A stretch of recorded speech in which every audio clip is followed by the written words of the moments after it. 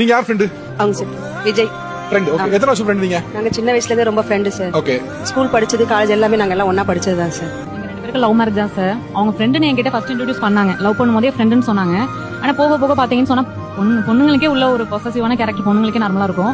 இவங்க எப்படின்னா எனக்கு ஈக்குவலா அவங்கள பாத்தாங்க. முக்கியமா அவங்கள தொட்டு பேசுறது, வாடா போடான்னு பேசுறது, வாடி போடின்னு பேசுறது எனக்கு சுத்தமா பிடிக்கல. இன்னொரு முக்கியமான விஷயம் என்னன்னா, லவ் பண்ணும்போது ஓகே சார், அப்ப கூட எனக்கு தெரியாது, வேற வேற வீட்ல இருந்தோம். மேரேஜ் பண்ணியும் பாத்தீங்கன்னா காலையில பண்ற ஃபர்ஸ்ட் மெசேஜ் அவங்க மெசேஜா தான் இருக்கும். வாட்ஸ்அப் ஓபன் பண்ணாலே குட் மார்னிங் அவங்களோட தான் இருக்கும்.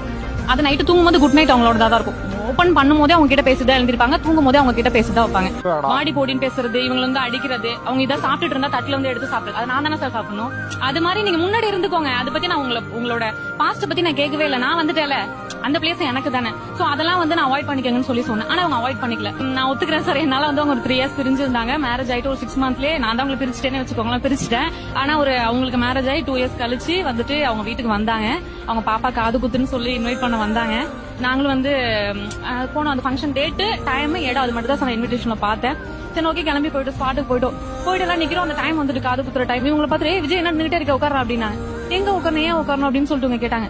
என்ன சொல்றேன், நீ இன்விடேஷன் பாக்கல, உன் பேர் தானே தாய் மோகன் சொல்லி போட்டுருங்க அப்படின்னு சொன்னாங்க. அந்த மொமெண்ட் வந்து உண்மையா சொல்றேன், நான் ரொம்ப எப்படி சொல்றேன்னு தெரியல, எக்ஸ்போஸ் பண்ண தெரியல. சிறுபால் அடிச்ச மாதிரி இருந்துச்சு எனக்கு. இவங்க ரிலேஷன்ஸ் போய் பிரிச்சிட்டோமேன்னு சொல்லிட்டு ரொம்ப சங்கடப்பட்டேன் நான். அவ்வளவு கஷ்டமான சூழ்நிலை. நிறைய டைம் நான் வந்து உஷாட்ட கேட்டிருக்கேன். மறுபடியும் இந்த இடத்துல எல்லாருக்கும் கேட்கிறேன், சோ சாரி உஷா. நிறைய டைம் தெரிஞ்சோ தெரியாமல நான் ஹர்ட் பண்ணிருப்பேன். I am sorry.